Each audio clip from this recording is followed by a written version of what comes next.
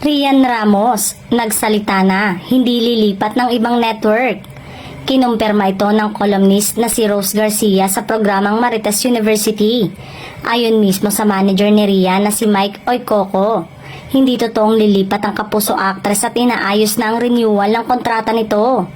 Wala rin umanong negosasyon sa pagitan niya at ng kahit anong network. Masaya rin si Rian sa mga naiibang role na natatanggap niya bilang loyal na kapuso sa matagal ng panahon. Mapapanood rin siya bilang si Reyna Metina sa upcoming fantaserye. Naging usap-usapan kasi sa mga social media account ang tungkol sa isang kapuso actress na aalis sa GMA Network. Nagsimula ang chika sa mga blind item. May ilan ding netizen at showbiz news page ang pinangalanan mismo na si RR sa kanilang mga post at sinasabing si Rian Ramos ito. May ilang kapuso fan naman na kinontra ang mga naglalabasang balita. Ayon sa kanila, may ginagawa pa itong teleserye sa GMA at yun ay ang Encantadia Chronicles. Matatanda ang November 3 last year nang inanunsyo ng Kapuso Network ang pagsali ni Rian sa nasabing fantaserye kung saan nakatakda siyang gampanan ang kontrabida karakter na si Metina na kakambal ni Cassiopeia.